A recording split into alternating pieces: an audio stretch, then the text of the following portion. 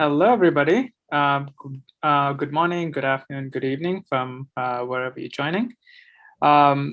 It's a pleasure to welcome everybody to this workshop by our gold sponsor, Algorithmia.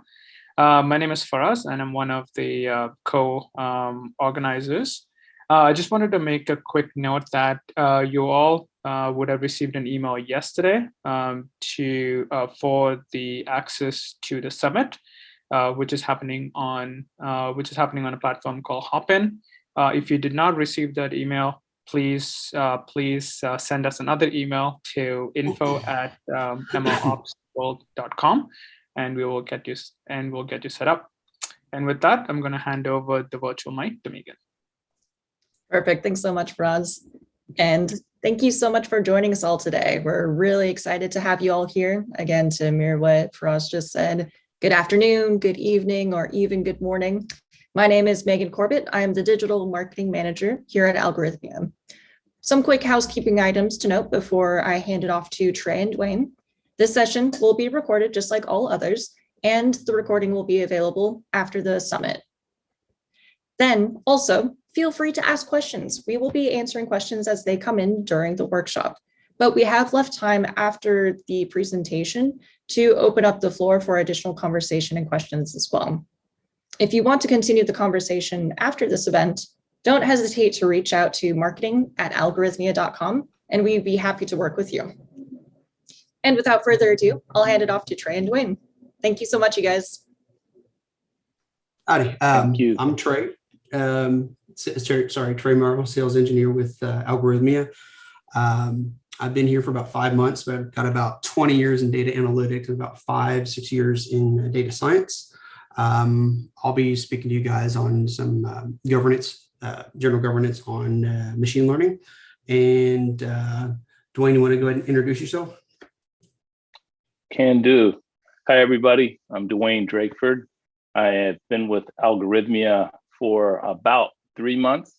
I'm a software developer turned solution engineer and advisor. From a professional standpoint, I'm very much excited by the pursuit of competitive advantage by way of all sorts of means, but in particular, the power that machine learning powered applications gives us. I have background in DevOps, agile development, DevSecOps, now bringing a lot of that expertise to MLOps. I'm glad to be with you all today. Thank you. Great. Let me share my screen. Let me resize this so that's appropriate.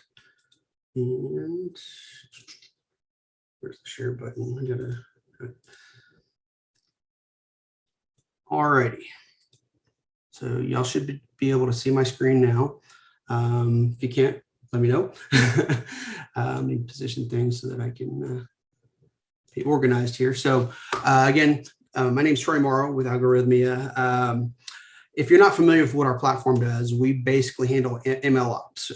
We leverage your current development frameworks, languages, platforms, and productionalize those. So we don't change what you're doing now, but we enable you to productionalize your models more effectively and then also implement governance. And so we've introduced some new features, and we're continuing to evolve our governance capabilities. So we'd like to kind of talk to you about how those things came to be and how we address these. So I'm going to go through some key points. We've got basically 5 different problem areas. And then we have 12 different capabilities that we feel are required by by governance. And then I'll show you how we satisfy those with 5 different capabilities that roll up into all of those predecessors. So let me get started here. And so one of our clients told us challenges for MLOps is making governance and security highly scalable in a time when investment in AI and the number of production models we are seeing accelerating.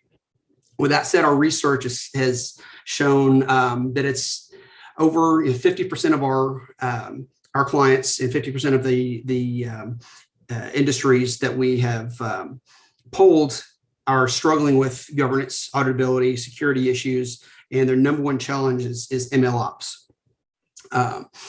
67% of these must comply with multiple regulations, and then 8 are the outliers where they don't really need to comply with any regulation. So these are widespread issues across multiple industries, and basically we need to be able to chart a path and be able to satisfy things. I come from a finance industry type of background the past few years, and compliance with compliance with Fed and OCC are huge, and so this is really a wonderful opportunity for me to kind of explore with you guys how we handle governance. So I identified 5 problems. The first one is the best practices are unclear. We're still in the early days of ML governance, and organizations lack a clear roadmap of what to do. Secondly, regulations are undefined, especially in banking. You have changing regulations or obscure regulations. So you need to be able to have better insight into your models. Existing solutions are manual or incomplete. So a lot of people are doing their model tracking manually. Takes a lot of time, a lot of effort, and you're not really getting the insights that you need into your algorithms. ML doesn't really fit into existing IT policies. Some people try and lump it in with DevOps or data ops, but it's MLOps kind of stands on its own. And so it needs to be addressed accordingly in regards to governance. So, I mean, it not only requires constant maintenance, but if you don't have your governance implemented properly, you don't have enough insight as to what's going on, then you're introducing a tremendous amount of risk for your organization. Fourth, ML doesn't easily integrate with IT policies. So a lot of data science teams that we work with are little boutique type of groups inside of larger organizations, and they're struggling to comply with internal requirements. And so we help out with that. And then lastly, poorly governed ML introduces a significant amount of risk. This includes like operational risk, reputational risk, security risks. So if you're not implementing governance, you introduce a significant amount of risk. Excuse me. So what does this require? So I mentioned 12 requirements. Excuse me, I'll take a glass of water. And so we organize these 12 requirements into 4 capabilities to basically lump them together so they're more digestible. The first one is model management. This includes things like model inventory, which is cataloging and organization and documentation of your models. Second is model metadata, which is basically documented lineage, function validation, and approval trail. Thirdly, model interdependencies. What are the upstream and downstream dependencies? What algorithms and data processes are they dependent on, and what are the consuming apps? So a lot of people don't take into account who's using it. So basically, if you've got like a web app that's doing a credit card approval via a mobile phone, you need to know what application or who's consuming that and when. Excuse me. And move on to the next one. Next is logging. So this is actually pretty big. It can be kind of dry sometimes, but this includes things like change management logs for both data and the models. So basically, you need to have change management for your models in addition to data. So that's why you have to have it separated from DevOps, data ops, and then MLOps. And then a tracking of both input and output data sets. So if you're using a feature store, you need to be able to track where you're accessing. And then see data log, and yeah, so it's tracking of inputs and outputs, output data sets. I wanted to pause for questions if anybody has any.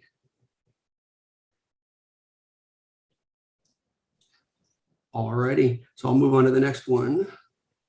So data management. So This includes things like data exceptions. Did I went there? So data management, things like data exceptions, tracking of quality metrics, rules and exceptions, data and model drift, and then data change management logs. So you need to be able to identify things like model drift, or if you have like something like a data drift that's causing a change in your inference, then you need to be able to identify that and also possibly alert support teams or somebody to take mitigating action against things like model drift and then data drift. Excuse me. And then lastly, performance metrics. So this is things like operational performance metrics, things like response time of your algorithms, how many people are consuming them, what excuse me, what they're being used for. Model KPIs, how is it performing now and then over time? So not only do you need to be tracking these in real time, but how is it behaving over time? Do you have a small data drift that's causing a skew in your inference? Or are you having a model decay over time? You need to be able to monitor this stuff and take action after that. And then, so where were we?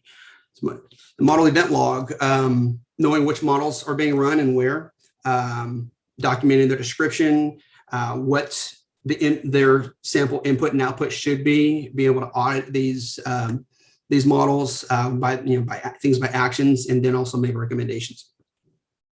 And then lastly, issues list. This is common across DevOps, MLOps. What are your issues over time? Tracking them. What are the changes?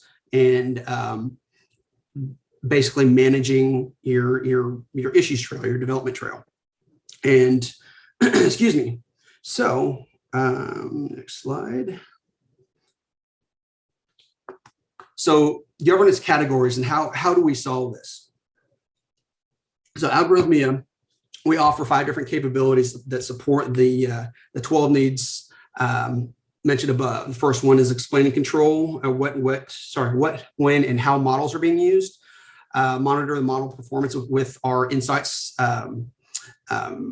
feature, our insights module, which actually can give you excuse me, data on inference performance, inference modeling, inference performance, algorithm performance, like things like response time, number of features, and things like that. Cataloging, this is huge. It's kind of where we base our platform. We create a model catalog that classifies and documents, and tracks production models in the different versions. We also address compliance and auditability in the context of models, data, and results, and that's also what that'll trace back into our insights feature. And then security for ML. This is a bit more obscure. I've got another slide on this, but it's things like aligning with your IT organization. So things like if you've got like a base image that your security group has approved that you can deploy different algorithms or different applications on, we can leverage those images and deploy our platform on top of that. So we're already complying with your security standards. And that's just one of the aspects. And I want to pause again for any questions. Alrighty. So why does this matter? If you can't measure it, you can't manage it. You need to be able to measure the performance of your algorithms in be it inferred metrics or operational metrics. Minimizing costs includes development, deployment, and compute time. So are you auto scaling your infrastructure to serve these models, or are you leaving them up all the time, or do you mainly bring them up and bring them down? So you need to be able to manage those resources and the costs associated with that. And then also managing risk and put in place the correct risk management framework. A lot of larger organizations already have a framework. And so you need to be able to align your ML governance with your overall enterprise governance, enterprise governance framework. And so basically you need insights into your data and your models. So this is actually going to be launched on Friday. We've got a new advanced reporting for governance that basically we give you easier compliance with internal, external regulations on model consumption, things around model validation and explainability, faster detection of underperforming models, and reduce time of financial or other business impacts due to errors in performance or issues with models that are running production. And so this actually allows for cost analysis and mitigation, monitoring of the algorithms and monitoring algorithm use and auditability, chargeback. So basically, if you've got some subgroups that are consuming or utilizing GPUs or CPUs based on their models' inferences, you need to be able to track who's using what and how much to charge back to them. Allows for issue tracking and faster resolution, greater adherence to compliance and regulatory requirements, and customized reports and connectivity to external data systems. And so we basically give you the ability to audit who's using what, assign billing, and basically gives you better insights into who's using what. Excuse me. So back to the 5 categories and how we do this. So to explain and control what's going on, that's the what, when, and how models are being used. Need to integrate with source code management. We by default ship our own embedded Git repository. We integrate with GitHub and GitHub Enterprise, Bitbucket, Server and Cloud, and GitLab. And then we also have CI/CD integrations with things like Jenkins and GitHub Actions.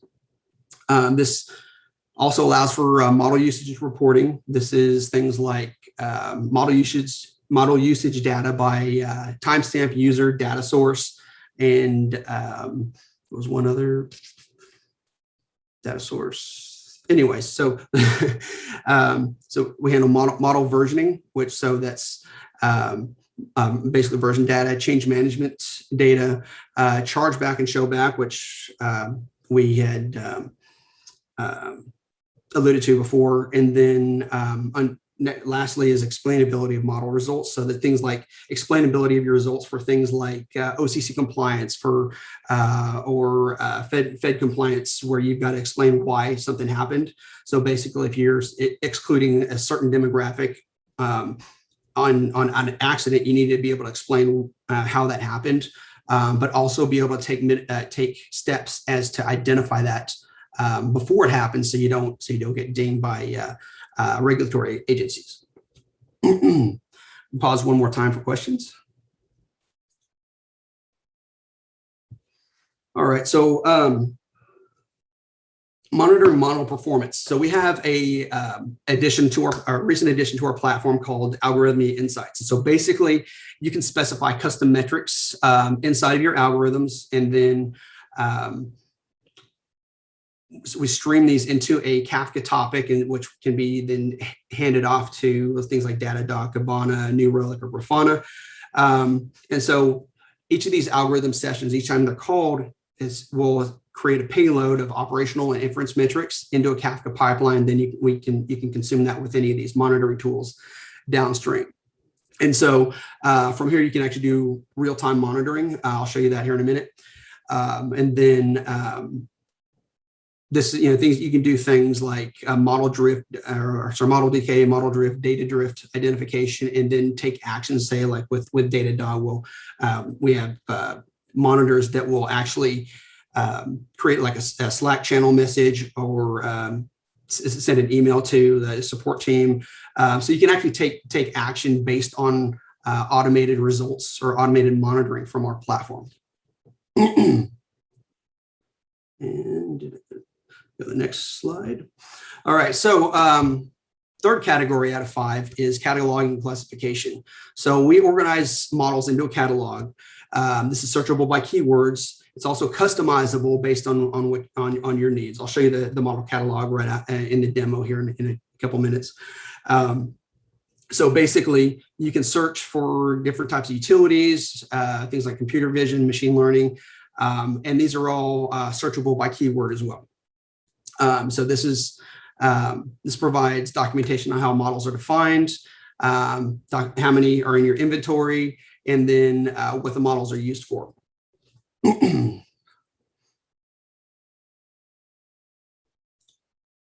So fourth is compliance and auditability, and this is really a key subject for a lot of our financial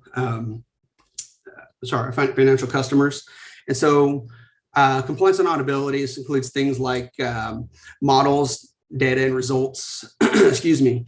This gives you the ability to see context in which models are being used, things like model inputs and outputs, inference metrics in model data maps, ability to see what data is being used in models, what data is available to models, and then which dependencies exist, how data skews are mitigated, whether data inputs are conform to regulations, how model bias is mitigated, frequency at which new data is added, and then also explainability of model results. We mentioned this earlier with the compliance and regulations like OCC and SR, like SR 11.7 financial regulations. You need to be able to explain the output of your models in pretty great detail.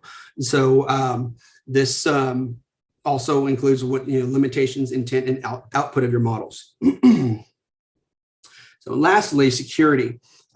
This is a bit more abstract, being that it's based security concepts, but we have things like a secret store. So basically, if you're connecting to something like Snowflake or Oracle and you don't want to store your username password in your code, you can store that in our secret store, which is like a password vault.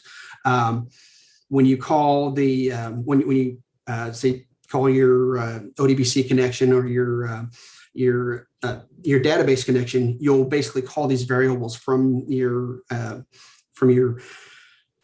algorithms. Call a variable from your algorithms instance, and it will actually go to our secret store, grab your username, password, or any kind of parameters you want to obfuscate, and then bring that into the execution of your code. So you don't have to expose your login credentials to anybody looking at the code. So API authentication. We use API keys. You can assign different API keys access to different algorithms or different groups. And then you can audit usage based on those API keys. SE Linux and force mode. This really gives IT more granularity on what processes can be run and what they can do. A single sign-on with SAML, things like Active Directory and LDAP. We provide single sign-on, so you don't have to enter your username, password when you're logging into the platform. We include that. SOC compliance controls, private certificate authority. So a lot of larger organizations have their own SSL certificate authority, and they manage those internally. So we support that as well. Customer OS images. I mentioned this earlier with, with say certified OS images that you're deploying on. So basically we can leverage these blessed or certified OS images and deploy on top of that. And things like private Docker Hub, private dependency mirrors, say that 10 times fast. And then authenticated proxy, so we can actually go through a proxy if you so require. Excuse me. So let's see here. So I mentioned insights earlier. And so basically, this is a metrics pipeline which you can use to monitor and respond to model performance in production. This allows for experiments, dark tests, and sanity checks on your models in production. So you can actually compare these models in production versus candidates for publication. So you can actually build another model, measure that against the performance of what's actually in production. And so basically what we do is we provide the the data and then feed that into integrations with things like Datadog, Kibana, and Grafana, InfluxDB, New Relic. Those actually, so we have integrations that we can build dashboards based on the data that you're feeding into there. And then we also have integrations with Arthur and Arise for explainability. So if you need to know why and what, and drill deeper down into that, we have integrations with both of those companies that can actually give you more explainability as to what's going on.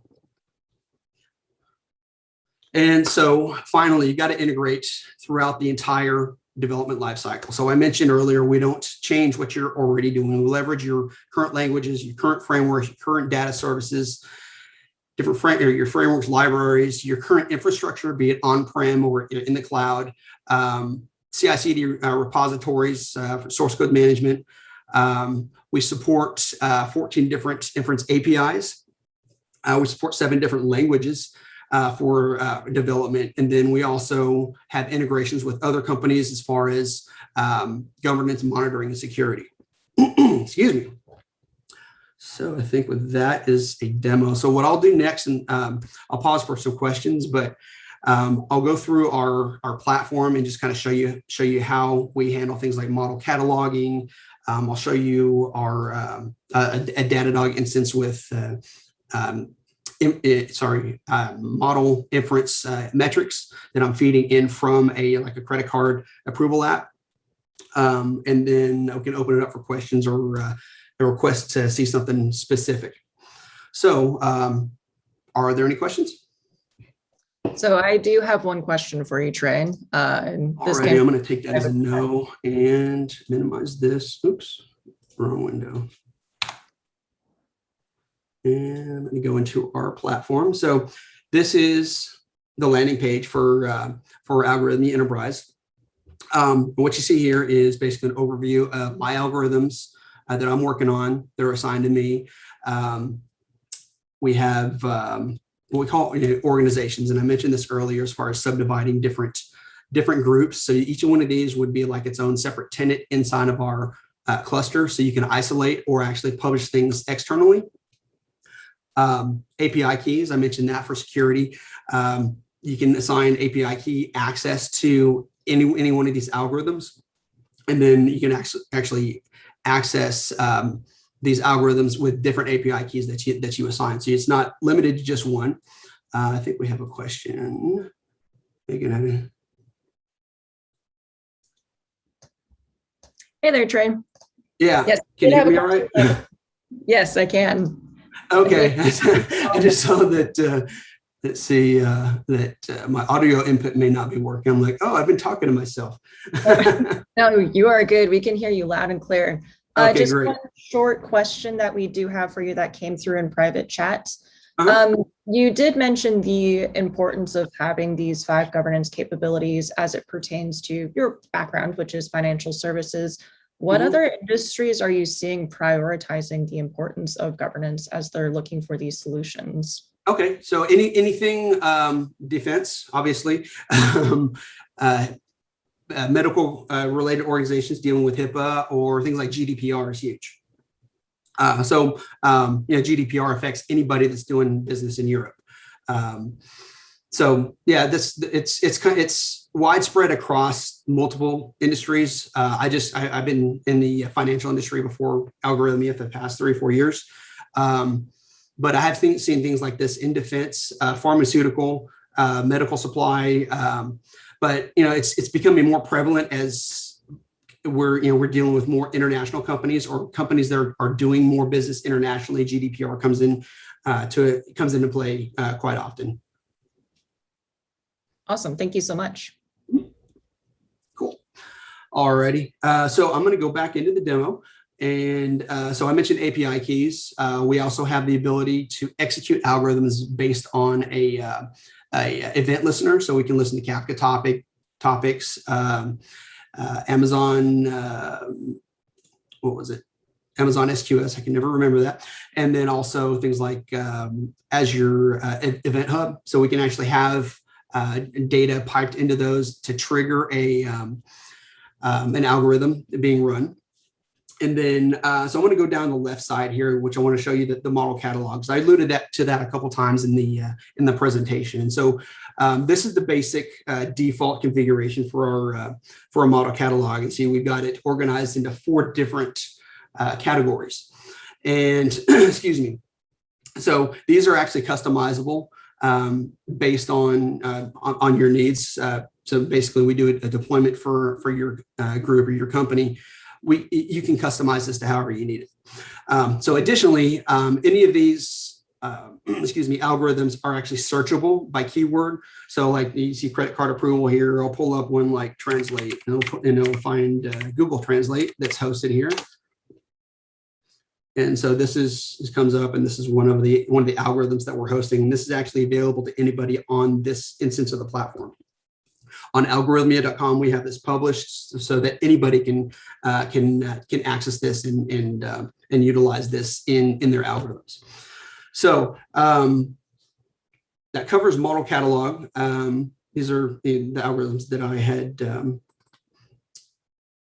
pulled up. And so again, we have things like computer vision, machine learning, utilities, things like, if you want to analyze URLs or extract text. So these are basically kind of like a Swiss Army knife type of a group that you can use you can either copy some of these codes if the source code is visible, or just call this from another algorithm. So we have the ability to call call other algorithms and create a pipeline of different languages and different platforms, different like GPU or CPU hardware platforms, and then different training frameworks. So with that, I want to kind of show you how we store models on the platform. So basically, we'll take your serialized model, and you can either upload it to one of our hosted data collections, which you see here, or we can actually map to Amazon S3, Google Cloud Storage, or Azure Blob Storage. So we utilize your current, let's say, blob storage or persistent storage in the cloud, or if you have something locally that you want to incorporate here, we can do that. But typically, a lot of the demos that I work with we're dealing with hosted data collections, and so like in this case, these are all the algorithms data collections that are under my organization. And I can go into that more in detail later if we've got time. And then we've got documentation on basically development guides, data APIs. If you want to connect to different databases, we've got different code snippets that allow you to kind of leverage some of the stuff that we've already done in your code. And then the admin panel, which will give you, is where a lot of the governance and reporting will be. But let me go into organizations. I mentioned those earlier. And so again, these are groupings of algorithms and users, which are basically separated from the rest of the user base. So I'm going to drill down into Algorithmia SE, so sales engineering, and we've got a number of algorithms that are available only to our only to our group. So if a member of Algorithmia SE can utilize any of these, or if you're an admin of this organization, you can actually make changes. So basically, we've got a number of different use cases in here. I'm going to show you credit card approval because that's the one I've got set up with our Insights platform. So I'm going to go into here, and so this is the landing page for each of our each algorithm in our platform. So when you create a new platform, it'll create a blank one, and then you populate the name, and then put a description in here. And then I mentioned keyword searches earlier. This is where you put the keywords in here, but it'll also search based on these two fields as well. This is written in Python 3. I don't remember if it's 3.7 or 3.8, but you can go into the settings and find that out. It shows you how many calls we've made to this API, and then this is the average call duration. And then so we've also got all the versions listed here. So if you click on this, it'll take you into here, which I'll show you here in a minute. We've got our feature importance graphic here, which is actually it comes from the documentation. And then so we've got some sample inputs and outputs. And so this is basically taking some JSON data, parsing it through, and then outputting an approval rating, which is 1 is yes, 0 is no, and then a risk score. And so you can go in here and you can play around with different data inputs to see what kind of output you're going to get. But so this basically gives you a quick functionality check on your algorithm. And then, so I mentioned earlier pipelining. So we have the ability to call algorithms from other algorithms, but you can also call algorithms externally. So basically, say if I've got some automation software like Control M, where I want to execute this from a command prompt. So basically, you would just take this code, and you can populate this is the text input here. But you take this code, you copy this, and I'll just go to a command prompt here, and I'll run this. Just going to paste that in. I'm going to run that, and so it comes back with the same data set you see here, same data result here. So basically, I'm calling this from a command prompt. But again, you can do this from things like Java, JavaScript, C#, Node.js, PHP. And like this, we see this a lot with web apps that want to consume like in this case, a credit card approval process. So basically, they write the PHP code and then call this externally. So your web developers don't need to know how to deploy or run a credit card approval inference. And of course, we do Python and R. We also support Go, Ruby, Rust, Scala, and Swift. Let's see, how are we doing on time? Okay. Documentation. So this is really big in governance because you need to document what your algorithms are doing. So basically, we provide you with a template, but this actually populates the README file in your Git repository. So basically, you create a summary, do an overview of what it does. This is all, you'll populate this manually, or if you've already got algorithms with some documentation, you can import that README.md file in with the to the repo that you're publishing this in. What model versions are in here, feature importance. And this is for two different, so we've got feature importance for two different models that we're using. So one's a gradient boosting classifier and one is a random forest. And then we've got example queries for an approve. Yes, I saw a question for R. Yeah, we support R for development. We also support Ruby, Rust, Scala, JavaScript. So anyway, excuse me. Let's see. So these are sample queries for approved credit cards. So this is what we ran before. And this is a sample denial input. So this is all documented in here. And then we have our input parameters usage listed here. So let me go back up here. I'm trying not to scroll too fast to make you all dizzy. So event listeners, I covered that earlier. So every time you create a build, we're going to actually create a Docker image that's self-sufficient, will serve your algorithm independently. Each one of these are stored in perpetuity, and when you have a successful build, and then you test that against your baseline or whatever is in production, you can actually publish it from there. But you can build your models and test them, do like A/B testing before you actually publish. And then we also list the different versions with the release notes here. So I mentioned source control earlier, SCM. So this, we have a embedded Git repository, but again, you can actually use GitHub, Bitbucket, GitLab. Anyway, so if you want to say work with your own like PyCharm, VS Code, Jupyter, and you can basically clone this locally, work on it locally, and then once you do a push back, it'll create a new build, which I showed you on the previous screen. In this instance, I'm going to show you how to use our web IDE, which is automatically integrated with the repository we're using. So you have the ability to expose your source code or not.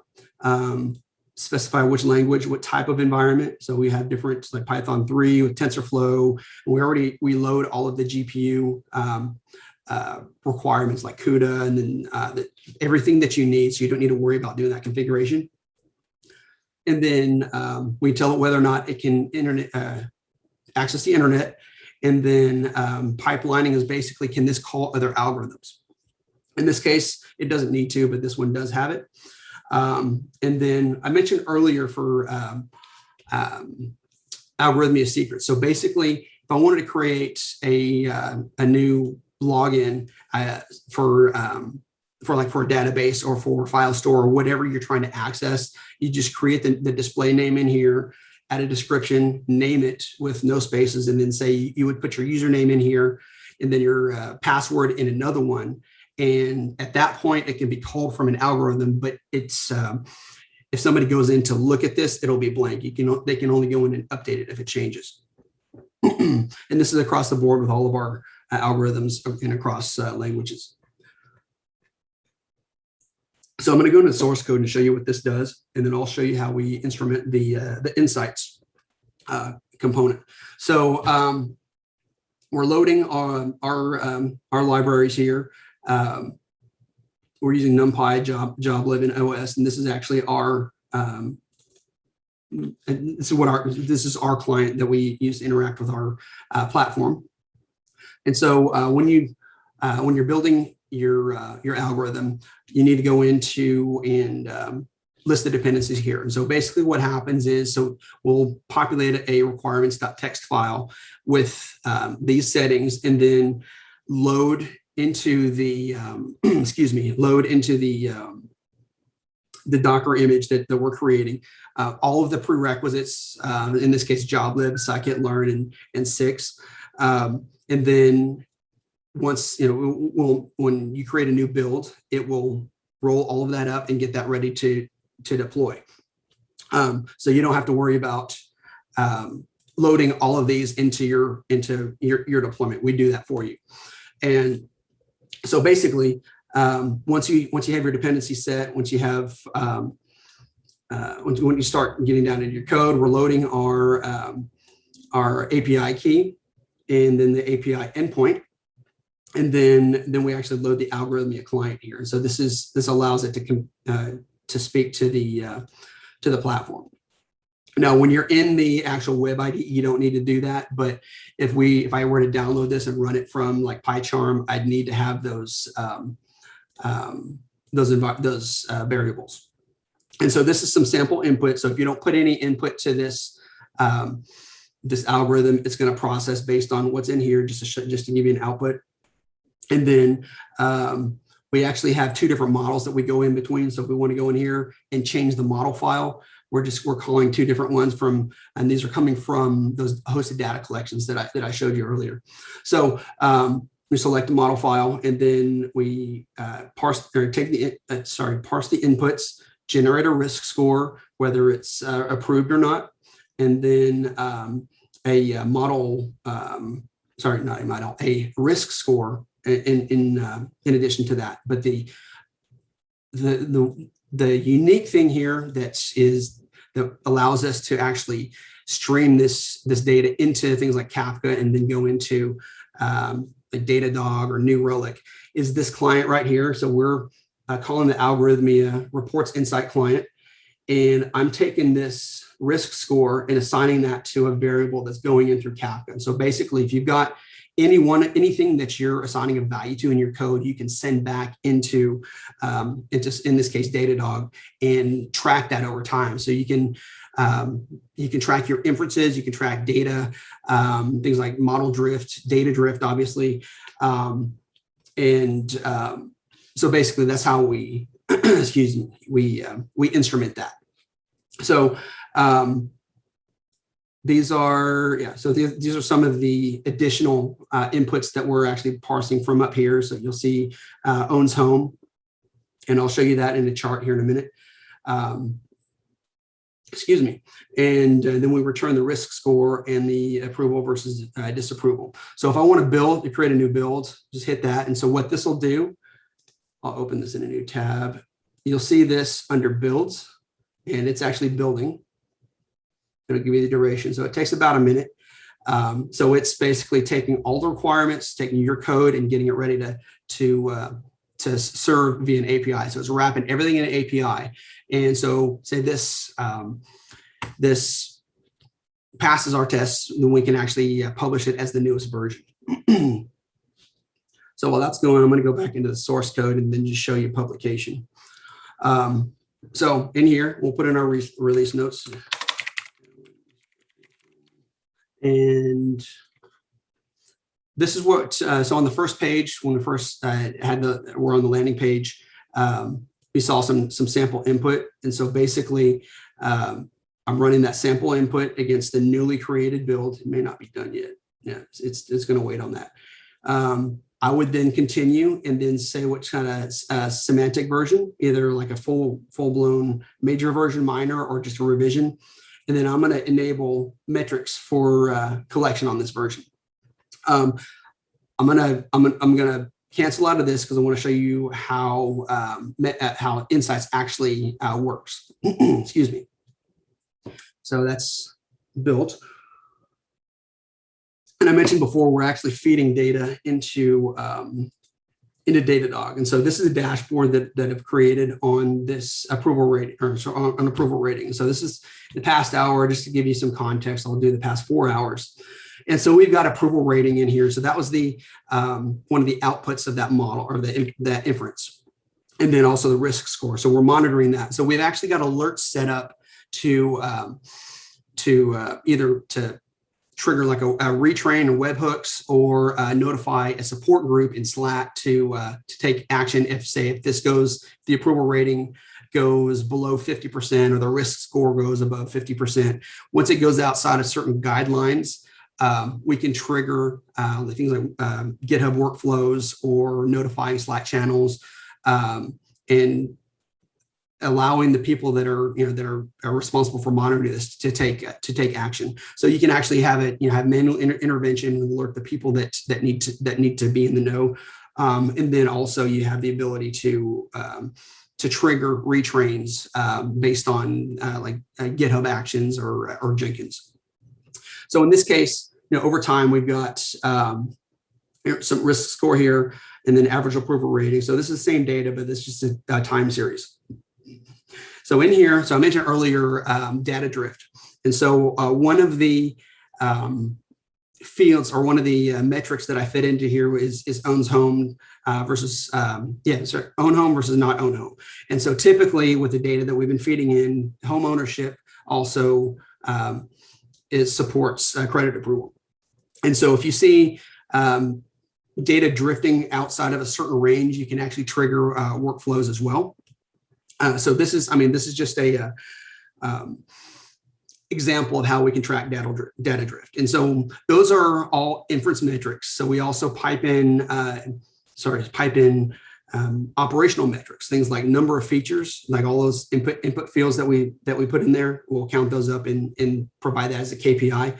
Model duration, and this is over time, and this is model 3,000 milliseconds, which is an average over the past 4 hours. So basically, if we shut it down, so it'll scale down, it won't be doing anything. So it'll take a couple seconds to bring it back up and run it until it's not being consumed anymore. So basically, this will vary based on consumptions. The more it's being used, the faster it's going to be running. So with that, how are we doing on time? We've got about 10 minutes. So Dwayne, did you want, examples of our single model, supervised scenarios, real-time serving, unsupervised scenarios, batch serving. Can you give me an example of what you're talking about? Hi, Emmanuel here. So yep. The examples of these, I can hear you. Actually, okay, yeah. So what I mean by batch serving is that instead of running, deploying an API to run this supervised model that have been packaged, you have the binaries, they're already packaged, and you can have an API layer on top of them. You actually have like a pipeline, some stages in the pipeline are actually some regression models, some time series model here and there. All of those are chained together. So you actually have a pipeline that you need to schedule on a regular basis. It could be maybe every midnight or every weekend or quarterly. Those kind of things. You have a scenario like that you want to share with us? Yeah, I could definitely speak to that. So you're basically wanting to schedule algorithm executions, be it single or pipelines like this. Is that correct? Sorry, I missed that. I'm sorry. Yeah. So you're asking about batch around like scheduling executions of algorithms, be it single instances or pipelines like this. Yeah, exactly. Okay, cool, awesome. So I just want to make sure that I'm answering the right question. I will touch on pipeline in a second. So basically, we do wrap everything in an API, but for example, if you want to schedule this to run, we work with things like a control M for automation. You can actually either do a command line or have that execute a command line and call this directly, or via curl statement, which I showed earlier. So you would actually orchestrate that in your automation platform, but you can actually call these directly from like a command line interface like this. Does that make sense? Oh, okay. So this will be something that we will implement outside of Algorithmia? Right, right. So typically we've seen a lot of organizations that already have their own automation platform. Like I mentioned, Control M, there are a few others out there. And so basically they're using this to trigger things like ETL or just any type of batch jobs, Java batch jobs. And so they're already leveraging that. And so we provide the capability to utilize those platforms already. Another option to trigger an algorithm is if you had a process writing to a Kafka topic, we could listen to that Kafka topic for a certain value and then have it execute the algorithm based on that data feed. Okay, thank you. Cool. So so I think that pretty much covers the demo. I think Dwayne had some additional information that a product we're about to launch. You still there, Dwayne? I am still here. Sorry, I didn't mean to put you to sleep. No, man, not at all. I'm going to stop my share and allow you to proceed. Will do. Thank you. I was raptly watching it all. Thank you for a really excellent overview. So, as Trey mentioned, we do have some exciting news to share, and I wish our teammate Jalay was on because he may or may not be shaving his head the next time we announce this. And I can't quite remember. Yeah, I can't quite remember if it was our idea that he should shave his head or whether he promised that he would. I mentioned it. I may have mentioned it in passing. Yeah, tomato, right? Yeah. But yeah. So from the product standpoint, we are very soon offering for our enterprise customers the Constellation distributed serving option. And what this is, as Trey gave us a great overview of Algorithmia's best-in-class deployment and production serving capability, what Constellation brings to the table is this distributed option where you'll be able to serve your models on location. So you'll be able to provide a distributed high security and higher security and higher availability option for your production workloads. You'll be able to serve your models where it is that you need them from a geographic standpoint. So today, Algorithmia is deployed as a Kubernetes-based cluster where we, of course, provide a number of proprietary extensions from the platform perspective that provide capabilities that are needed for machine learning production workloads, such as predictive scheduling and scaling and GPU execution options. some of which, again, Trey mentioned. Today, all consuming applications are going to the mothership, if you will, the mothership cluster to access the algorithms that they are executing. With Constellation and distributed serving, you will have the ability to select existing algorithms from the mothership and package and deploy those to a satellite location. And that is into an external Kubernetes cluster where you're able to run them self-contained. Some of the scenarios where this is a really big deal are those where you need to run the models close to the data and applications on which your models are relying, and vice versa. So things like whether there's a need to execute the algorithms where the data is, that is in close geographic proximity to ensure low latency for SLAs or for regulatory compliance. There's also, this can be useful to execute behind firewalls for ultra high security workloads. It's also useful in business continuity scenarios where high availability, disaster recovery options are required. And this is a question that I get often with respect to development or staging to prod promotion environments. This makes those scenarios very, very practical as well. And generally, edge computing scenarios, think airplanes, vehicles, point of sale environments where you need your machine learning capability to be executed on location, where the data is.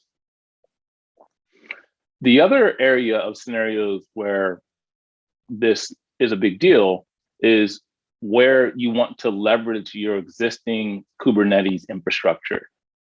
So, organizations have put a lot of time and effort, as I'm sure many of you know, into how it is that they manage this infrastructure. And conversations that we often find ourselves in is, hey, this platform is great. To what extent can you enable me to reuse this infrastructure, that we have in place that we learn how to manage? Constellation makes this a practicality. From a timing standpoint, we have some of our customers scheduled to receive a beta version of Constellation this month. And for further details, we will refer you to our product manager, Will Hansen. Do we have any questions? I see the chat. Yep, we do have a couple of questions for you all. So thank you again just for that quick sneak peek. Really exciting stuff coming down the line. Just continuing to try to cater to the needs of what our customers in this industry needs the most, right? So Indeed. To jump right into it, and again, thank you both for taking a point on answering some of the questions in chat. I did want to just resurface a couple of them because they were really good. So you were able to talk about some of the programming languages that were supported just in the presentation in line, which was great. But is there a free or academic account that individual data scientists can use? Yes, absolutely. So we have, you can sign up on algorithmia.com and use our public platform. That'll give you most of the functionality of things like organizations and documentation, Git integration. You won't have the ability to track metrics. That's part of our enterprise platform. But to get your feet wet and to get usage on the platform, we do have a free version. You just go to algorithmia.com and sign up, and you'll be able to get a free account. Awesome. That's great. Thank you. Another question that we had during your presentation, Trey, was can you use model packages like PMML?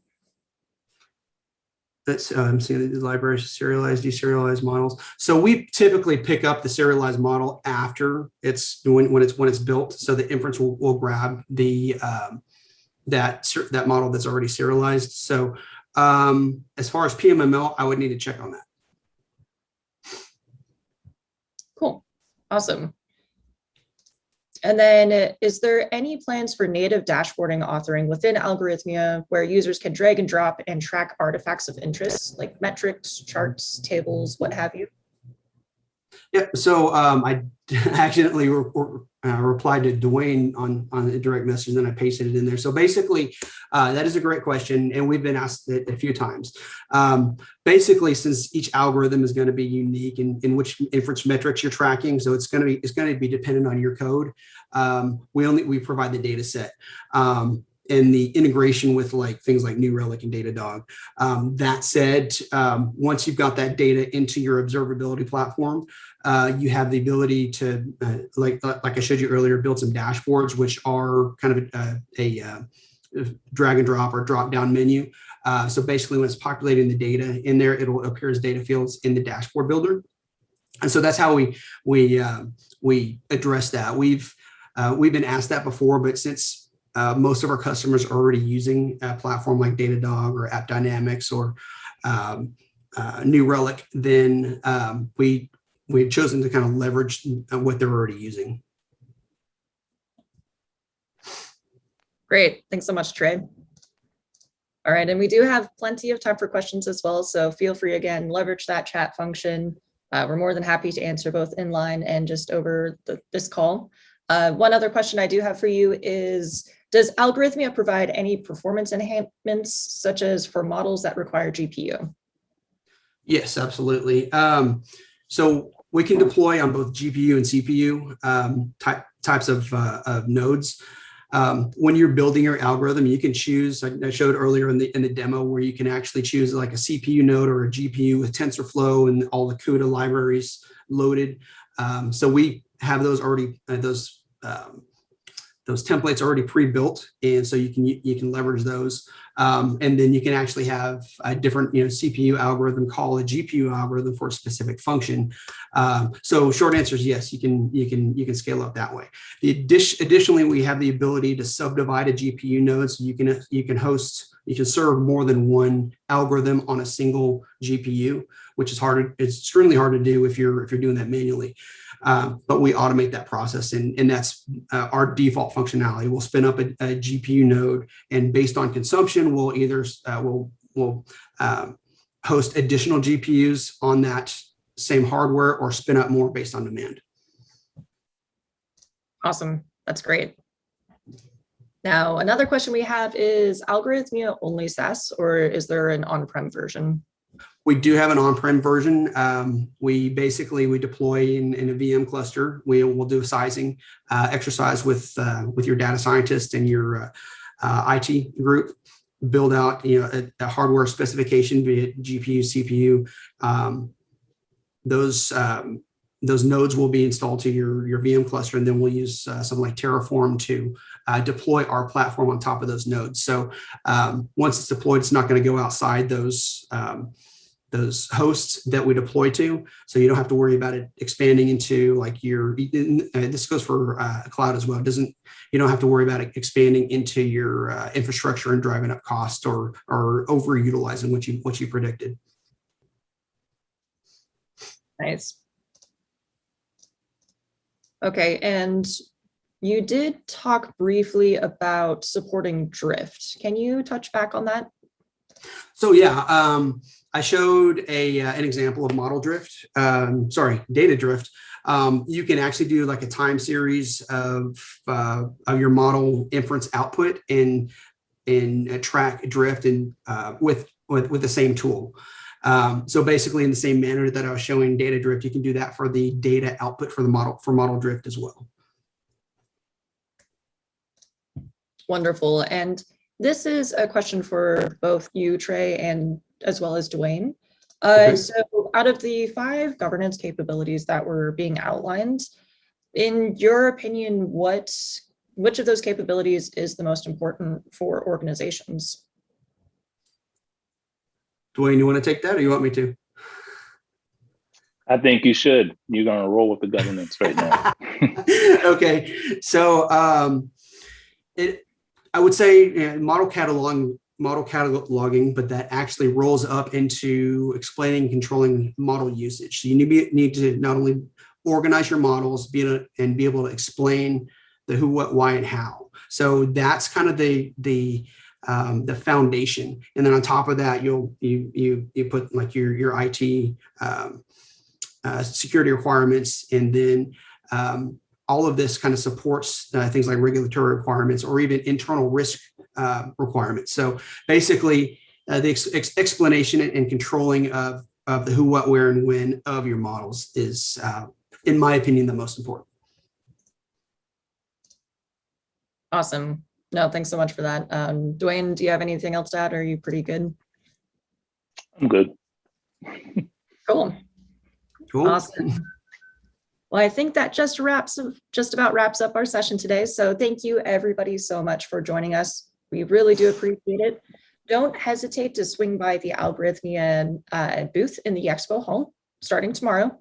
Not only do we have some follow-up white papers that are available, but we also are doing a raffle for anybody who just signs up and submits their information. You're eligible to win a $100 Amazon card.